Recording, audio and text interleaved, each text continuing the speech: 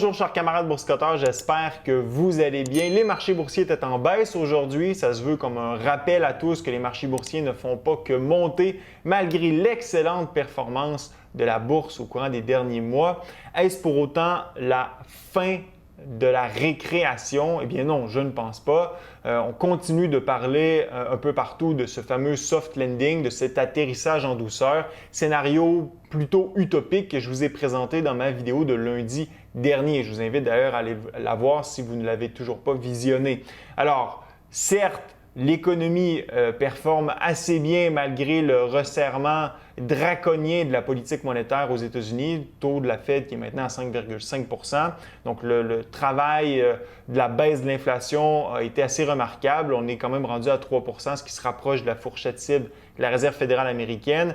Et du côté de la croissance économique, eh bien, la Réserve fédérale d'Atlanta prévoit quand même une croissance à 3,9 % annualisée, bien sûr, au troisième trimestre de 2023, ce qui veut dire que le scénario soft landing semble être en place. Par contre, plusieurs éléments qu'on a déjà couverts sur cette chaîne pointent vers un ralentissement de la croissance économique. Et là, on en a déjà mentionné plusieurs. Par exemple, ici, l'inversion de la courbe de rendement. À chaque fois que vous avez une inversion sur les maturités 3 mois et 10 ans, eh bien, vous avez une récession. Alors là, vous voyez ici, par exemple, en 73, l'inversion qui laisse place à la récession. Dans les années 80, même chose dans les années 90, dans les années 2000 et en 2007, 2006, 2007, ce qui a laissé place à la grande crise financière. Autre élément qui nous porte à croire que l'économie est portée à ralentir, est amenée à ralentir, c'est-à-dire les différents indices du Purchasing Manager Index, donc du côté manufacturier et non manufacturier. Alors du côté manufacturier, bien, ça pointe encore une fois vers un ralentissement économique, comme on a pu le voir au courant des derniers cycles économiques. À chaque fois que vous avez une baisse en dessous de 50 qui signale une contraction de l'économie, eh bien la récession ne tarde pas quelques mois plus tard. Et c'est un peu le scénario qui est en train de se dessiner actuellement.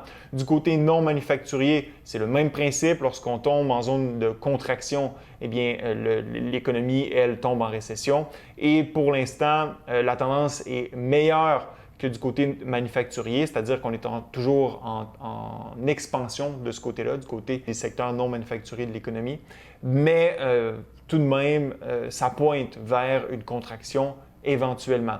Mais si je vous disais qu'il existe un indice qui permet à coup sûr de déterminer si la récréation est terminée, si l'économie est bel et bien en récession, parce que c'est bien beau, ces indices, donc l'inversion de la courbe, les indices du PMI, nous permettent d'anticiper la récession, mais ils ne nous permettent pas pour autant de déterminer si nous sommes en récession. Pourtant, il y a un indice qui a été développé, donc c'est un peu une règle d'or, qui a été développée même par la Fed et qui nous permet de déterminer si l'économie est en récession ou non.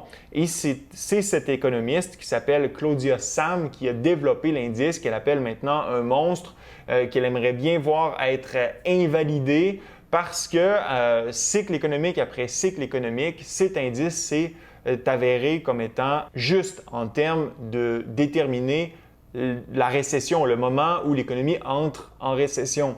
Et malheureusement, on ne peut pas se fier nécessairement aux données de la croissance économique parce que ces données nous arrivent avec un délai très important et bien souvent, lorsque la récession est déclarée, lorsque 2 trimestres consécutifs de décroissance ont été enregistrés, eh bien, la récession est derrière nous. Pourtant, il y a un indice qui a été développé et je vous le présente à l'instant et c'est bien simple. C'est lorsque vous avez du côté de l'emploi un gain du chômage de 0,5 %, eh bien, l'économie entre en récession. Et à tout coup, en fait, on peut analyser ce graphique qui date de 1950 et à chaque fois qu'on voit un rebond de 0,5 % du taux de chômage à partir du point bas rencontré dans le cycle économique, eh bien, ça signale que l'économie est entrée en récession. On peut le faire ensemble. Prenons un cycle économique au hasard, disons celui des années 80. Le point bas du côté du chômage était à 5,6 %. Alors, à 6,1 %, bon, ici on est à 6,3 %, bref, on y est tout près, l'économie était en récession. Et là, on peut le faire de façon plus granulaire, vous allez voir. peut-être que ça va nous permettre de mieux comprendre la règle. Ici, en 1989, à 5 % on a connu le point bas du côté du chômage. Et lorsqu'on a atteint 5,5 % vous voyez directement, l'économie est entrée en récession. Donc, lorsqu'on connaît le point bas du niveau du chômage dans le cycle économique, ce que ça nous dit, c'est qu'une récession est sur le point d'arriver au courant des prochains mois.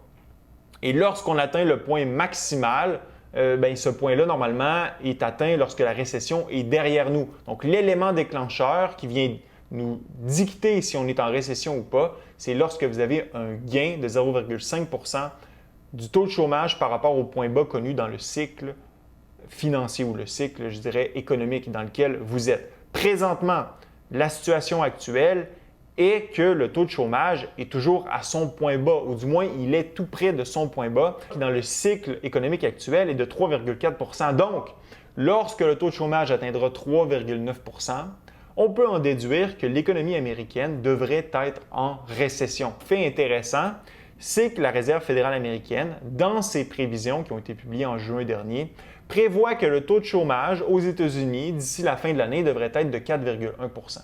Donc, sans le dire, la Réserve fédérale américaine, si elle se base sur cette règle qui a été développée par une de ses économistes, prévoit que l'économie américaine devrait entrer en récession d'ici la fin de l'année, du moins si on a ce rebond du côté du chômage aux États-Unis. Bon, de nouvelles données sur l'emploi vont être publiées d'ici la fin de la semaine, c'est-à-dire vendredi du côté des États-Unis. Et on s'attend encore à ce que les données d'emploi soient très bonnes. On s'attend à ce que le taux de chômage reste tout près du point bas à 3,6 %. Mais au courant des prochains mois, il faut s'attendre à ce que cette résilience du côté du marché de l'emploi commence à s'essouffler, commence à s'effriter.